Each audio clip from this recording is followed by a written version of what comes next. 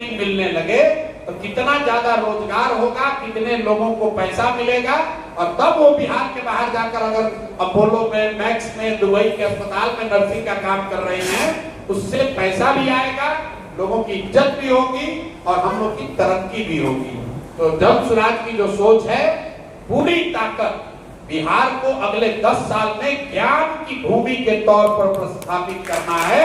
हम लोग blue collar job नहीं चाहते हैं, तो व्हाइट कॉलर जॉब चाहते हैं। ब्लू कॉलर जॉब मैन्युफैक्चरिंग का जॉब है। सीमेंट के कंपनी में आप मजदूर बन गए, बिजली के कंपनी में मजदूर बन गए, वो नहीं चाहिए।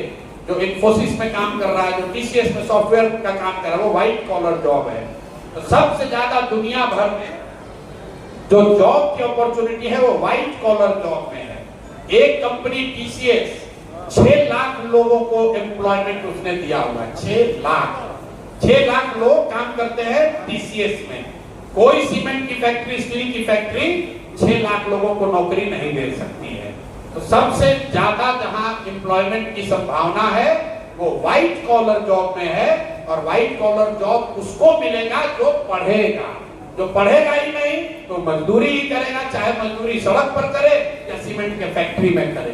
तो हम लोग का लॉन्ग टर्म विजन बिहार को लेकर ये है कि हम लोग बिहार को ज्ञान की भूमि बनाना चाहते हैं और शिक्षा को आधार मानकर ही यहाँ पर आगे की तरक्की को देखना चाहते हैं।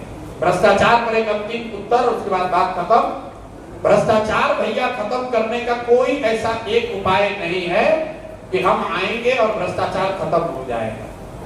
ये जो आपने देखा केजरीवाल जैसे लोगों ने किया कि हम एक कानून बना देंगे उससे भ्रष्टाचार खत्म होगा, नहीं हो सकता है। इसका पूरे दुनिया में आप अध्ययन कर लीजिए, दुनिया के सबसे ईमानदार देश कौन लोग हैं। सबसे ज्यादा ईमानदार देश की सूची जारी होती है, उसमें भी आपको फिनलैंड, न्यूजीलैंड, सिंगापुर जैसे देश आपको दिखेंगे।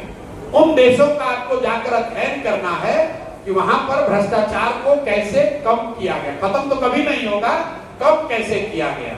उन लोगों ने 4 चीज किया, सब देशों ने 4 चीज किया है। एक तो अपने जनप्रतिनिधियों को उन्होंने अकाउंटेबल बनाया। तो मैं बात कह रहा हूं कि काम नहीं करोगे हटा देंगे, चाहे हमारे जाति के हो या धर्म के। जब तक जनप्रतिनिधि ईमानदार और अकाउंटेबल नहीं होगा तब तक आप भ्रष्टाचार कम नहीं कर सकते हैं। इसीलिए जन सुराज क्या कह रहा है कि अगर जन सुराज से भी गलती से कोई गलत आदमी खड़ा हो जाए उसको भी हराइए, उसको भी हराइए। किसी भी दल से जीते लेकिन अच्छा आदमी जीतना चाहिए। जनप्रतिनिधि जब गलत जीतेगा, जब शिक्षा मंत्री चोर होगा तो पेपर लीक होगा ही होगा। दूसरी चीज लोगों ने क्या कहा, उन देशों ने क्या किया, उन देशों ने बहुत बड़े पैमाने पर सत्ता और संसाधन का विकेंद्रीकरण किया। Decentralisation of resources and decision making. मतलब यहाँ बिहार में आप क्या कहते हैं, अधिकारियों का जंगल राज है। पूरी व्यवस्था 13 करोड़ लोगों की व्यवस्था कुछ चंद अफसर ही चला रहे हैं, सीएमओ से चल रहा है। बड़े पैमाने पर डिसेंट्रलाइजेशन होने की बात होनी चाहिए। जब ये पंचायती राज कानून बना तो कानून में लिखा गया है कि 1/3 विकास की राशि हर हालत में पंचायती राज के माध्यम से खर्च होना चाहिए। यहाँ कितना हो रहा है, 1991 के बाद से बिहार में 3% राशि भी पंचायती राज के माध्यम से खर्च नहीं हो रहा। अब आप में से कुछ लोग कह सकता है कि पंचायती राज में भी तो मुखिया सब चोर है, पंचायती राज के लोग भी तो चोरी कर रहे हैं। बिल्कुल कर रहे हैं, लेकिन उसमें फर्क है। नल जल योजना में चोरी हुई तो जितने वार्ड सदस्य और मुखिया थे, आप जाके आंकड़ा चेक कर लीजिए, करीब करीब 92% वार्ड सदस्य और 80% मुखिया लोग चुनाव हार गए नल जल योजना के बाद। अपने अपने इलाके में देख लीजिएगा। फिर से बता दे रहे हैं, नल जल योजना में चोरी हुई तो उसमें 92% वार्ड सदस्य और 80% मुखिया लोग अपना चुनाव हार गए। लेकिन उसी नल जल में घोटाला करने वाले अफसर पहले भी थे और आज भी हैं। इसलिए चोरी पंचायती राज में भी होगी, लेकिन अगर डिसेंट्रलाइज होगा तो उसमें अकाउंटेबिलिटी रहेगी। तीसरी बात इन देशों ने क्या किया है, उन्होंने बहुत बड़े पैमाने पर जन भागीदारी सुनिश्चित की है। यहाँ बैठे हुए प्रबुद्ध लोग भी ये नहीं बता सकते हैं कि टिहरी के विकास के लिए, नगरों के टिहरी नगर के विकास के लिए, कोई किसी ने सवाल पूछा था, उसका बजट कितना है, सेंट्रल गवर्नमेंट का ग्रांट कितना है, कौन सी योजना है जो कि यहाँ फंसी पड़ी है। इसलिए फंसी पड़ी हुई है कि ऊपर जो सेक्रेटरी बैठा है उसको 2% कमीशन नहीं मिल रहा है, तो फंड नहीं रिलीज करता है। तो तीसरी बात, बहुत बड़े पैमाने पर जन भागीदारी होनी चाहिए ताकि जनता को ये जानकारी हो कि टिहरी के लिए कौन सी योजना उपलब्ध है, तभी आप आवाज उठा पाएंगे। आप देखते हैं गांव देहात में मुखिया जी लोग काहे चुनाव हारता है, आपको मालूम है कि सड़क का पैसा आया है, मुखिया नहीं बना रहा है, तो आप उसको हराते हैं। एमपी एमएलए के बारे में, सरकार के बारे में, ज्यादातर योजनाओं के बारे में आपको पता ही नहीं है। और अंतिम चीज, बड़े पैमाने पर टेक्नोलॉजी का उपयोग। अभी आप देख रहे हैं बिजली का मीटर लगा हुआ है, बिजली की चोरी जितनी पहले होती थी, मीटर लगने से लोगों को परेशानी है, लेकिन चोरी कम हो गई। सरकार ने नल जल योजना बनाया, 25,000 करोड़ रुपया खर्च किया, लेकिन अगर उसने मीटर टेक्नोलॉजी वाला लगा दिया होता तो पटना में बैठे बैठे पता चलता कि कौन मीटर कितने बजे ऑन हुआ, कौन मोटर चालू हुआ, कितना पानी निकला, कितना गया, वो पता चल सकता था। तो हम लोग की अगर व्यवस्था बनती है तो जन स्वराज ये कह रहा है कि ईमानदार और अकाउंटेबल जनप्रतिनिधि बनाए जाए। दूसरा, बड़े पैमाने पर सत्ता और संसाधन का विकेंद्रीकरण किया जाए। तीसरा, बड़े पैमाने पर जन भागीदारी योजनाओं को बनाने में जन भागीदारी को सुनिश्चित किया जाए, और साथ में टेक्नोलॉजी का बहुत बड़े पैमाने पर प्रयोग हो। ये चार चीज अगर होगा तो भ्रष्टाचार को नियंत्रित किया जा सकता है। खत्म करने का दावा मैं नहीं कर सकता हूँ, ना दुनिया में कहीं हुआ है ना यहाँ होगा, लेकिन इसको नियंत्रित जरूर कर दिया जाएगा। तो मोटे तौर पर यही बात है। बाकी अगर एक तो कोई सवाल छूट गया होगा तो आप सवाल, अगर आपको लग रहा है कि ना भैया हम मरे जा रहे हैं, हमारा सवाल के जवाब आप नहीं दिए, तो आप कर लीजिए, नहीं तो खाते समय पूछ लीजिए। दारू चालू करने की बात, बिल्कुल दारू चालू करने की बात इसलिए करते हैं कि शराबबंदी जो है, पहली बात तो कि बिहार में शराबबंदी है ही नहीं। शराबबंदी का एक फर्जी कानून है, जिस कानून के तहत शराब की दुकान बंद है लेकिन होम डिलीवरी चालू है। तो भाई अगर शराबबंदी का एक पैसा फायदा भी है तो फायदा तो तब न होगा जब शराब बंद होगा। शराब बंद तो है नहीं बिहार में।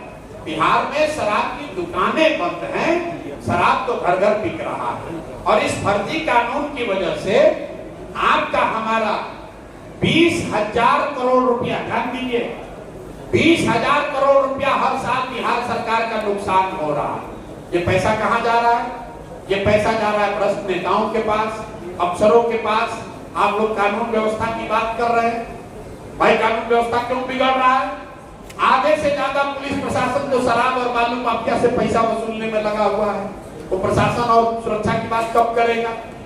और सबसे बड़ी बात वो कहता है इससे महिला का सुरक्षा हो रहा है। आंकड़े बिल्कुल इसके सपोर्ट में नहीं है। आप जरा भाजपाइयों से पूछिए, ज्यादातर लोग भाजपा का वोटर है, आप जरा भाजपाइयों से पूछिए कि अगर शराबबंदी इतना बढ़िया कानून है तो यूपी जैसे राज्य को इससे काहे महरूम किए भैया, वहां पर भी लागू कर दो। ये बढ़िया वाला लड्डू खाली बिहार के महिला के लिए काहे रखते हैं? अगर शराबबंदी इतनी ही अच्छी है तो भाजपा के मोदी जी इसको पूरा देश में लागू काहे नहीं कर रहे? ये बिहार के लिए इतना बढ़िया काहे बचा के रखे हो भाई? इतना बिहार के लोग बेवकूफ है। सीधा पूछिए यूपी सरकार इसको लागू क्यों नहीं कर रही? कुछ लोग ये कह रहे गांधी जी कहे थे, गांधी जी ने ऐसा कभी नहीं कहा। गांधी को अगर आपने पढ़ा है, गांधी को अगर आप गहराई से समझते हैं तो फिर से जाकर देख लीजिए। गांधी ने शराब को लेकर, शराबबंदी को लेकर सामाजिक प्रयास की बात कही है, कानून बनाने की बात नहीं कही है।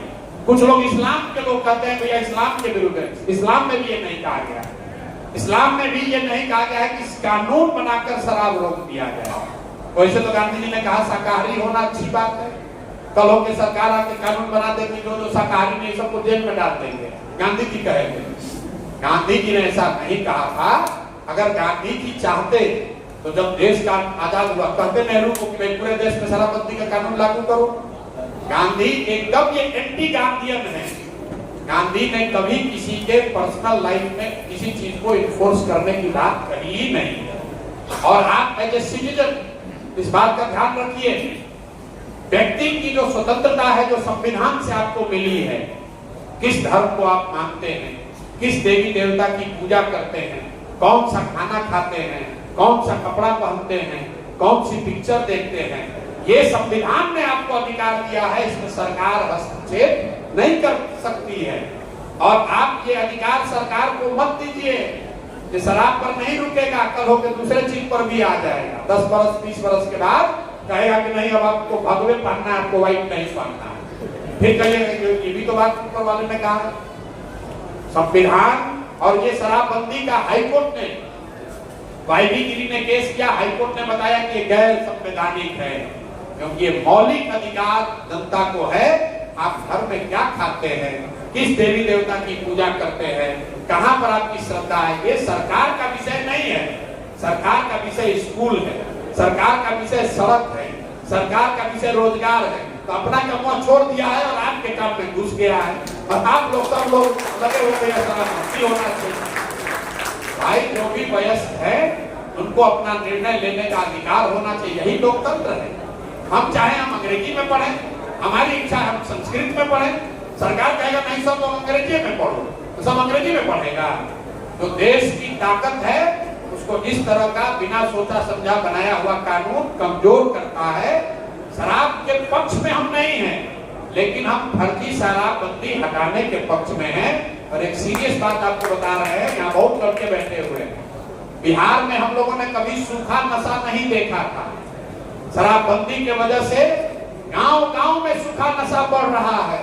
और अगर ये नहीं सुधरा तो 10 वर्ष में आप देखिएगा, जैसे पंजाब पर पिक्चर बना था उड़ता पंजाब, बिहार में बनेगा उड़ता बिहार।